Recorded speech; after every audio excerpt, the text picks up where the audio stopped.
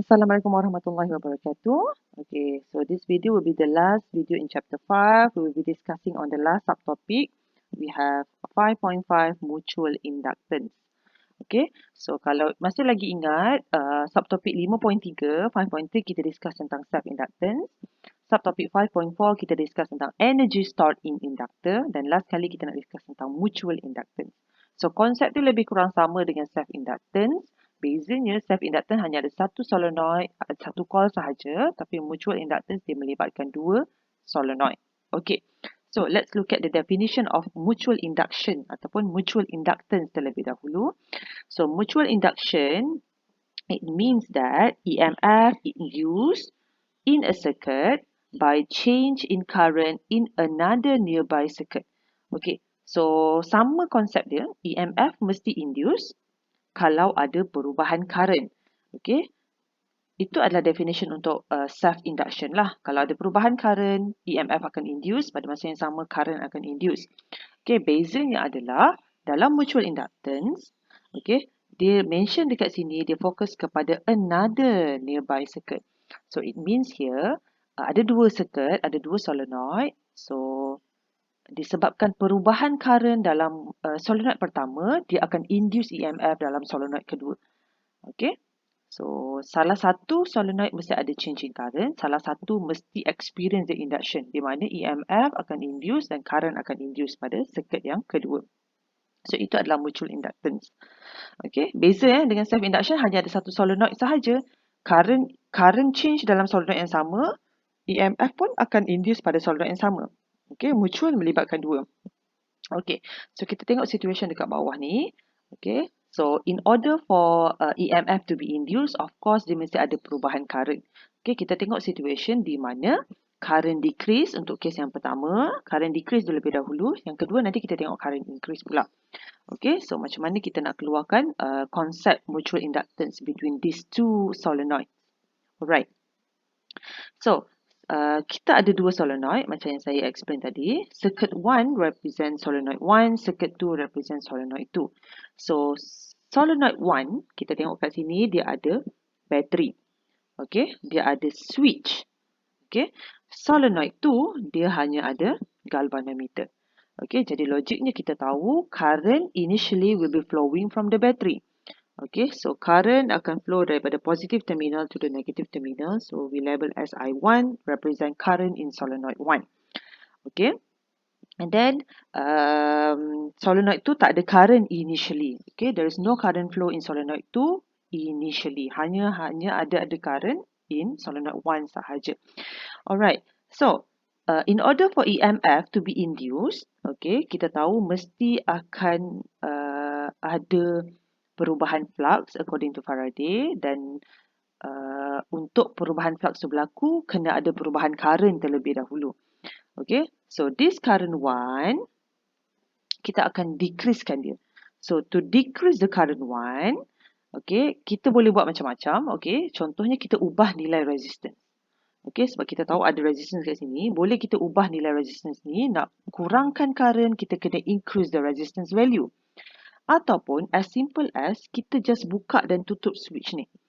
Okay, katakanlah initially the circuit is complete, kita switch the close, current will be flowing. And then after some time, kita open the switch. Okay, kita open the switch, tadi ada current 1, now current 1 akan drop, akan decrease dan lama-lama dia akan jadi zero. So, itu pun dah menunjukkan perubahan current from flowing to not flowing. Okay, from I1 and then I1 drop to 0. So, ada perubahan current dekat situ. So, kita boleh terus assume, okay, current 1 is decreased. Okay, mungkin by opening circuit 1. Okay, current 1 decrease. Okay, so current is decreasing. Okay, so kita tahu when current is flow through the coil, what will happen is dia akan produce magnetic field. Okay, so current 1, kalau pada coil, dia akan jadi ke bawah lah. Okay, dia akan jadi ke bawah. Okay, so by using right hand grip rule, kita boleh determine the polarity of solenoid 1. So fingers pointing downward ataupun curl downward. So your thumb will be showing to that direction. Menunjukkan the sebelah sini akan jadi north, the other side will be south.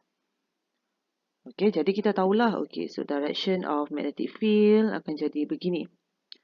Keluar di sebelah sini dan masuk keluar di sebelah kanan dan masuk di sebelah kiri. So ini adalah magnetic field. Okey, so magnetic field. Dan macam mana EMF induced dalam solenoid tu adalah disebabkan oleh mesti ada perubahan flux dalam solenoid tu. Okey, sebab kita tahu yang nanti solenoid tu ni dia akan detect EMF induced. Okey, kita label as E2 to represent the EMF induced in solenoid tu. Okey, jadi mesti ada flux dulu terhasil. Okey, so solenoid tu dia akan ada this cross sectional area. Okey, so saya labelkan cross sectional area untuk solenoid tu. Jadi this magnetic field dia akan cross this cross sectional area in solenoid tu. Jadi dia akan menghasilkan flux tu. Okey. Disebabkan kita punya strength of magnetic field B1, tadi I1 decrease, jadi B1 pun akan decrease. So, highlightkan sikit B1 decrease. So, strength of magnetic field akan berkurang. Jadi, flux tu akan berkurang juga. Okay, jadi flux tu ni akan berkurang juga. Okay, so according to Faraday law, change in flux, decrease in flux will produce EMF2. Okay, so that's why change in flux ni akan produce EMF2 dekat sini. Okay, so that is the concept of Lenz's law lah. Okay, Faraday and Lenz lah. Basically, change in flux akan produce EMF2. And then, macam mana tentukan direction of current induced in solenoid tu, kita kena apply Lenz's law. Okay, so fokus dekat sini adalah sekarang kita nak check direction of current induced in coil 2. So, sekarang flux dah decrease in solenoid 2. Okay, to increase back the flux, okay, nak increase balik flux according to Lenz's law, kita kena tahu yang direction of magnetic field has to be the same. Kita kena tambah lagi magnetic field pada solenoid 2 so that flux will be keep on increasing. Okay, so maksudnya magnetic field untuk solenoid 2 ni dia mesti sama direction lah.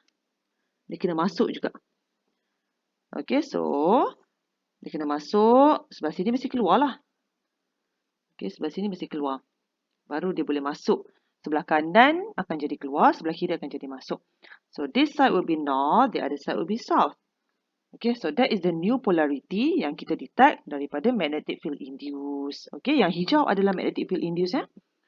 The induced has to be the same direction as magnetic field B1. Okay, biru adalah B1 daripada current 1.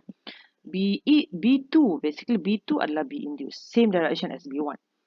Jadi, kalau north di sebelah kanan, thumb kita akan jadi di sebelah kanan. So, kita akan tengok yang direction of current induced ni sama direction macam current 1. So, ini adalah I induced. Okay. So, that's the concept. That's the concept lah. Simple sahaja. Kita apply magnetic flux yang change dalam coil 2. Okay. Kalau berkurang, kita kena tambahkan. Okay. Macam mana nak tambahkan? Nak tambahkan, magnetic field induced has to be in the same direction as magnetic field 1. Okay. Kalau di increase, magnetic field induced mesti opposite direction to magnetic field 1 supaya dikurangkan balik flux. Okay. So, dengan cara tu kita akan dapat direction of current induced dekat sini. Okay. So, concept Lenz's law, of course, dia kena oppose the decrease in magnetic flux ataupun magnetic field lah. Dalam kes ni, magnetic field berkurang, magnetic flux pun akan berkurang. So, that's the concept. Okay, so kita tengok situation yang kedua di mana kita tengok kepada current I increase pula. So, macam mana current I increase? Probably dia mungkin ubah nilai resistance juga, kurangkan nilai R dalam circuit ataupun dia just on off the switch lah macam saya tunjuk situation tadi. Okay, so now dia ubah pula di sebelah kanan adalah kita punya loop 1. Okay, yang mana ada battery flow dekat sini, ada battery dekat sini, ada current flow. Dan loop 2 ni akan experience the EMF dan juga current induced. Okay, so same thing. Current flowing, this is loop 1, current flowing from the battery. So, ini adalah direction of current flow through the circular coil. Okay, so bila ada current flow, okay, kita akan produce B1 dekat sini. Okay, so that is B1. Dan B1 ni akan cross the area of coil 2.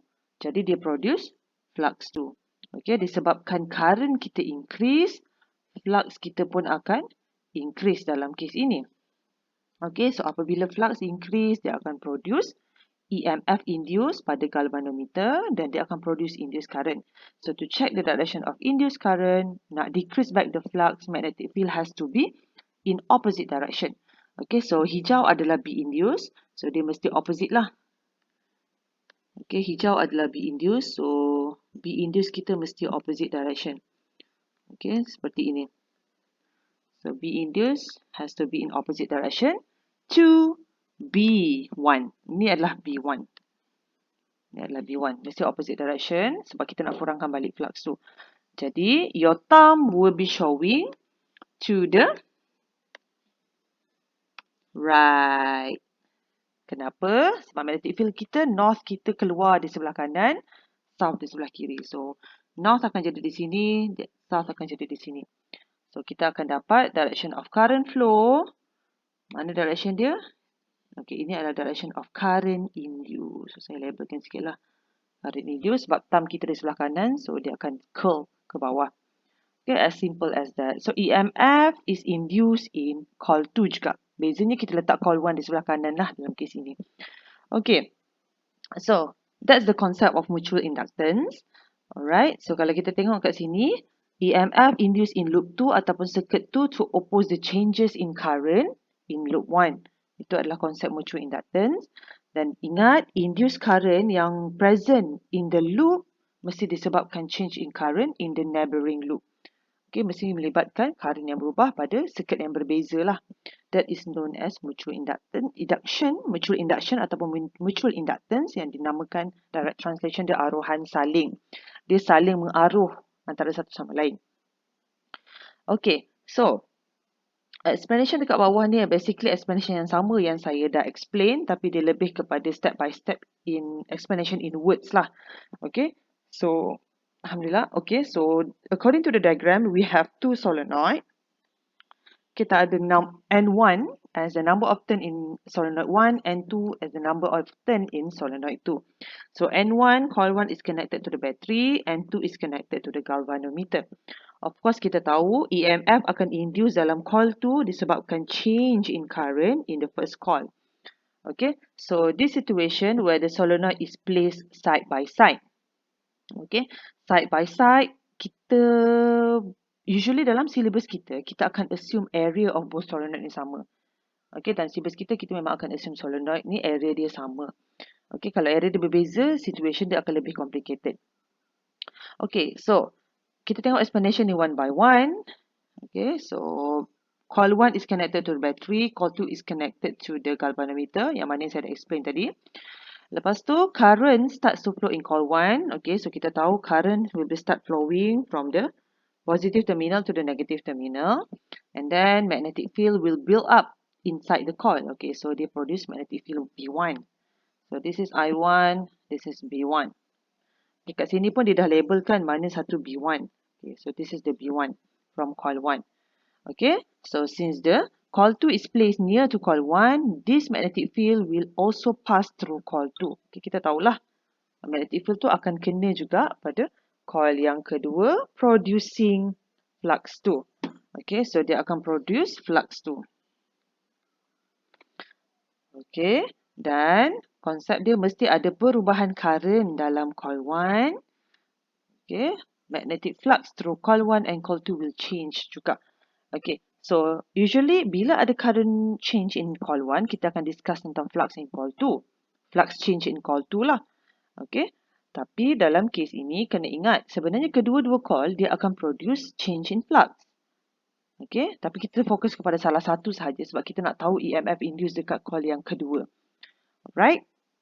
So, teruskan lagi according to Faraday law, apabila change in flux berlaku in coil 2 akan experience the induced EMF. And then after induced EMF to occur, at the same time induced current will be flowing and then galvanometer will deflect lah. Okay, so the concept is induced EMF in coil 2 is caused by the change in current in the coil 1. That is known as mutual induction. So ini lebih proper. Okay, explanation dia lebih proper, so boleh go through. Okay, so let's proceed to the equation of mutual inductance. Okay, since definition dia lebih kurang sama dengan self-inductance, so maksudnya kita boleh keluarkan formula yang lebih kurang sama tapi simbol dia berbeza. Okay, so untuk formula self-induction, kalau kita nak recap balik, so boleh kita buat EMF induced equals to negative L di dt.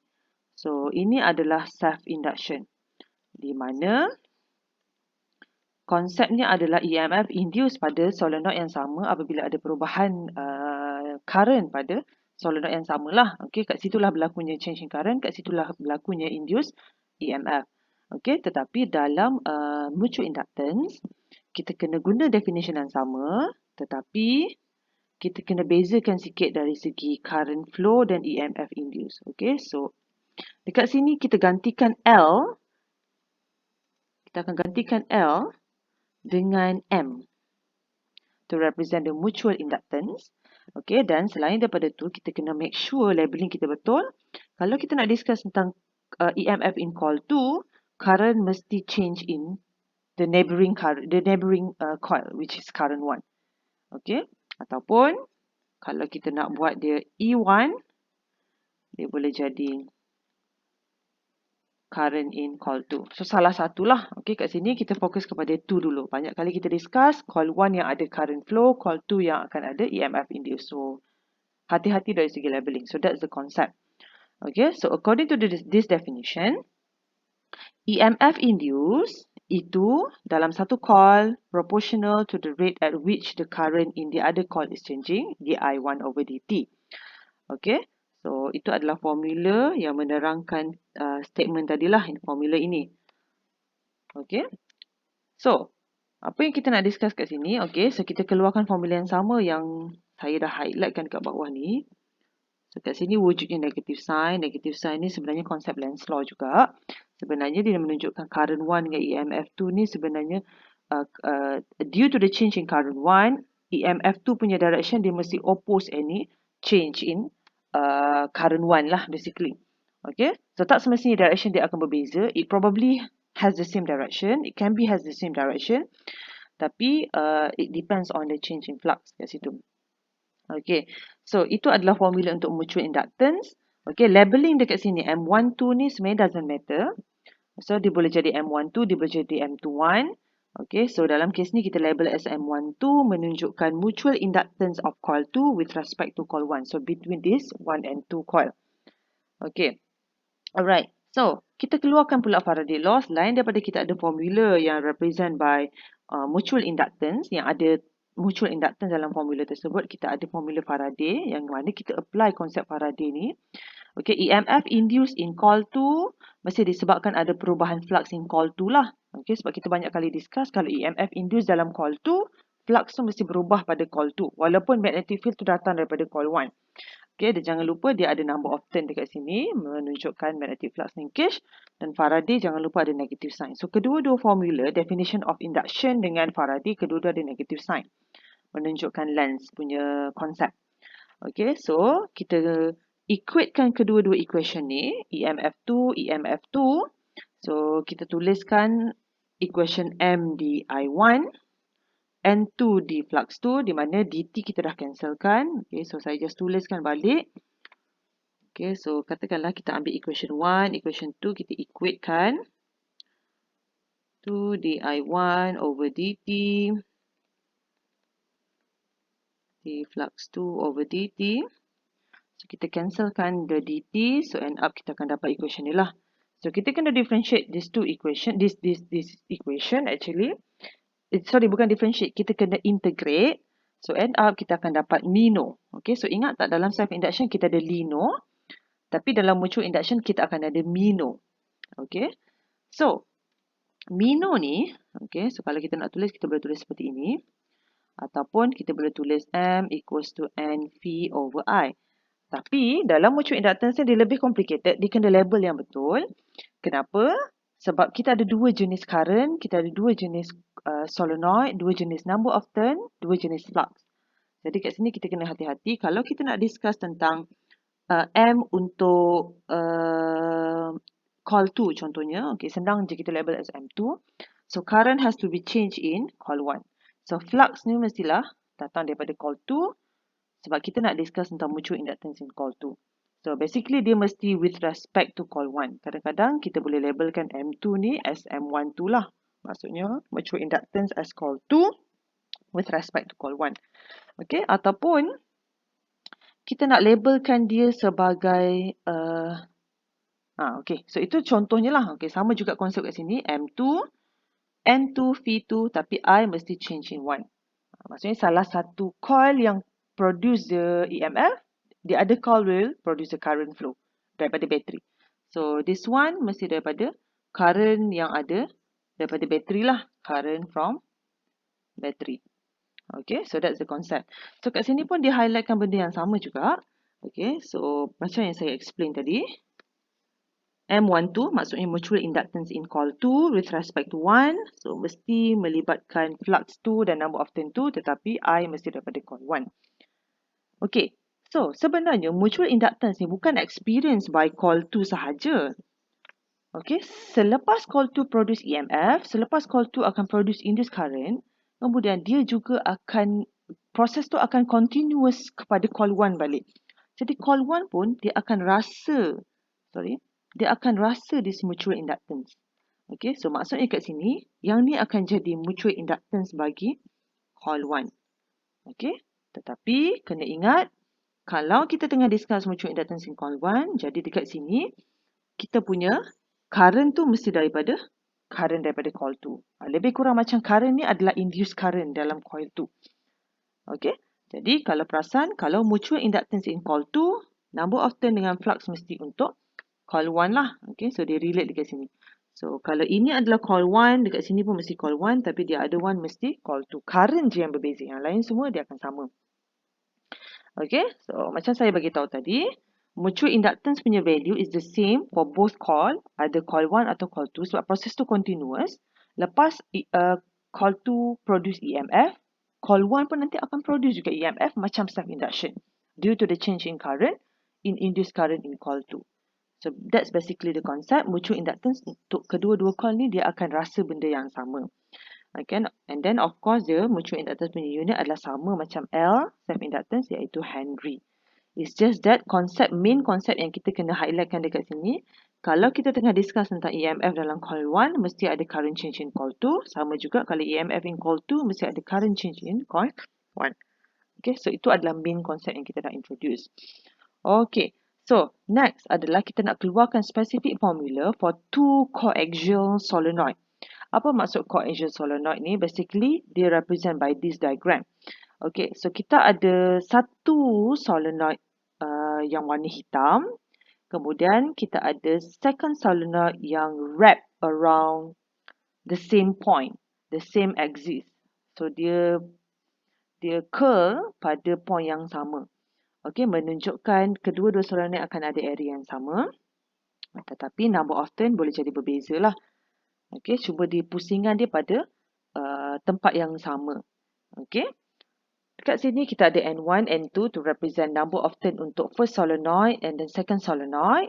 Lepas tu kita ada length. Length ini menunjukkan kalau ikut pada diagram ini adalah length of the first solenoid lah kan. Of the primary solenoid. Solenoid 1 yang warna hitam. Okay, kalau solenoid tu dia agak pendek sahaja. Ini adalah length tu. Tapi kita nak discuss tentang length 1 sahaja. Kenapa length 1? Kerana sebab current flow dekat coil yang pertama, dekat solenoid yang pertama. So this is the current from the battery. Initially, current akan flow from the battery through solenoid 1. Okay, apa yang akan jadi adalah, okay, so of course that apabila solenoid 1 ada current flow, I1, what will happen is dia akan produce magnetic field 1.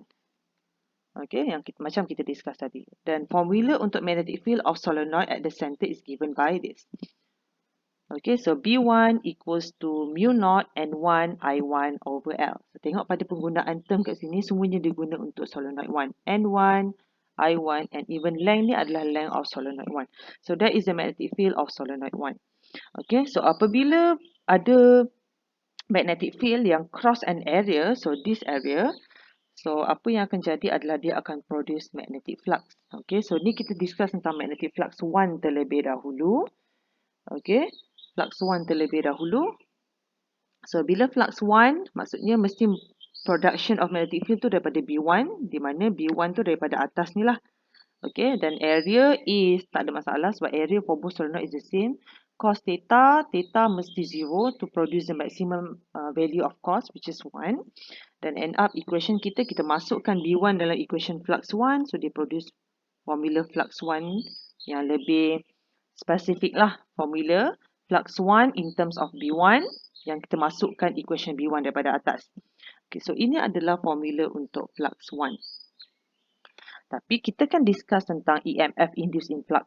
EMF induced in solenoid 2. Jadi, kenapa kita tak discuss tentang flux 2? Okay, so eventually sebenarnya flux 1 dengan flux 2 ni sama. Kenapa? Sebab flux 2 adalah formula dia yang sama, BA cos theta.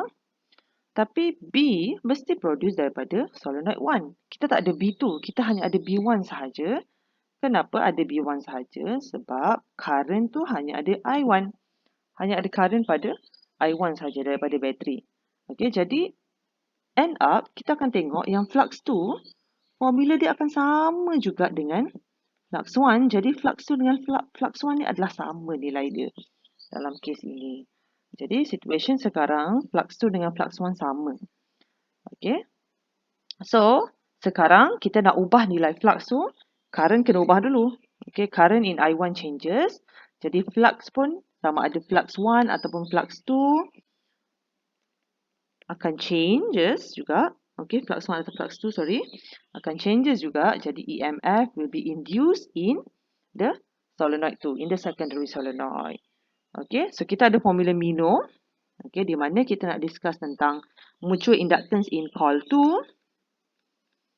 Jadi, yang bahagian atas ni semuanya coil 2 ataupun solenoid 2. Tetapi current flow ni mesti coil 1. Okay. Alright. So, kita masukkan formula flux 1 dekat dalam sini. Okay. Saya nak guna color lain lah.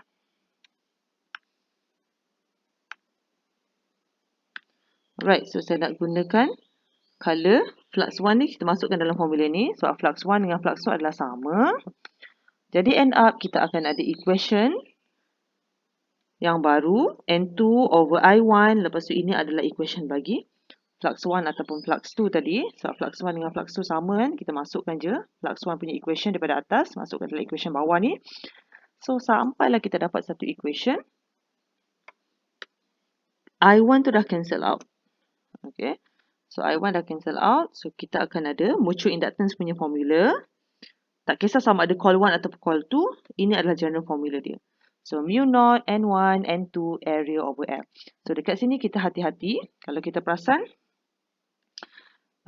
N1, kita melibatkan kedua-dua number of turn untuk kedua-dua solenoid. Area tak ada masalah sebab area for both solenoid is the same. Tapi length ni mesti refer kepada length of solenoid ataupun coil 1. Okay, solenoid lah basically length. Hanya solenoid je ada length kan? Solenoid 1. Okay, sebab kita tak melibatkan langsung length untuk solenoid tu. Kenapa?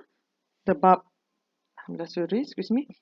Sebab kalau ikut formula asal B1, kita hanya wujudnya length di sini. Length 1. Length untuk solenoid 1. Jadi kita tak ada pun produce magnetic field 2. Dan flux 2 tu mesti datang daripada B1 juga. Okay, so itu adalah main formula kita untuk mutual inductance, tak kisah in coil 2 ataupun coil 1. So, dia punya term semuanya general sahaja. Mu naught, N1, N2, area over L. Cuma length tu fokus kepada length yang pertama lah. Length yang mana ada current flow daripada bateri. Okay. Okay, so itu yang saya nak highlightkan formula kita. Okay, jom kita try example 9 here. So, example 9. The primary coil of solenoid of radius 2 cm, 500 turns and length of 24 cm. So, kalau boleh labelkan semua information ni as number 1 sebab dia primary. So, N1, length 1, radius 1 to represent the solenoid 1. Okay, lepas tu, the secondary coil with 80 turns surrounds the primary coil at the center. So, maksudnya dia coaxial lah. Dia surround dia wrap around the primary coil. So, that will be N2. Okay, so kita listkan dulu formula information.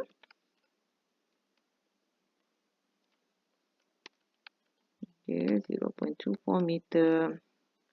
Radius 1, 0.02 meter. Saya convert terus pada meter.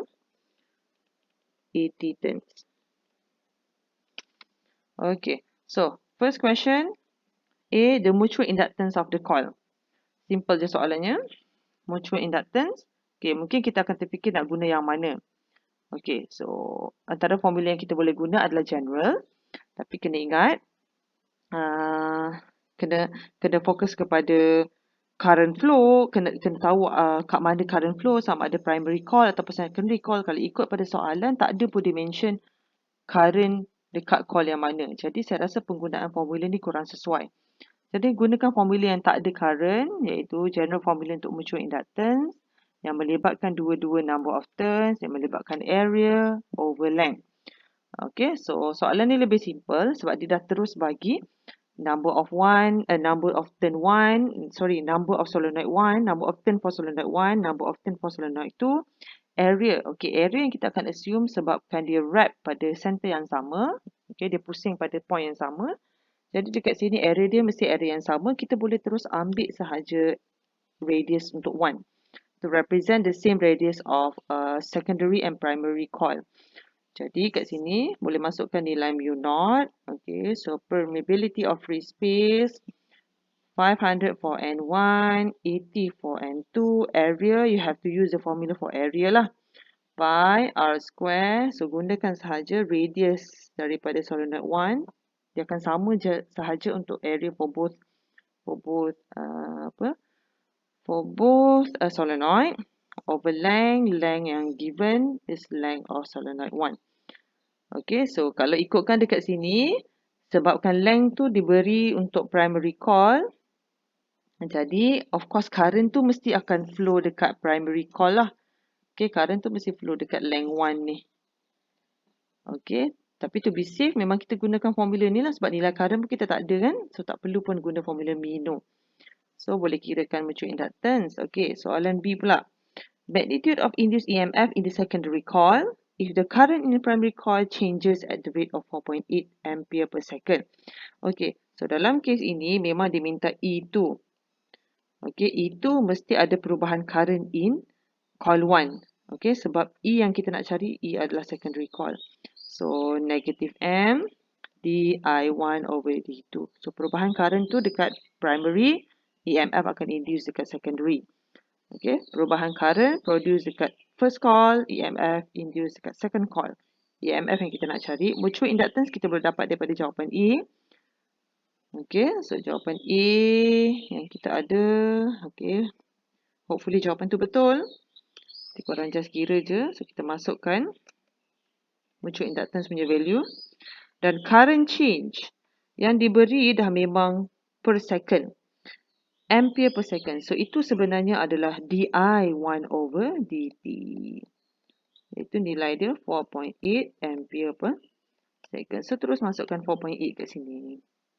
Okay, so kita boleh cari EMF tu dalam unit 4. Okay, alright. So, itu sahaja. Thank you.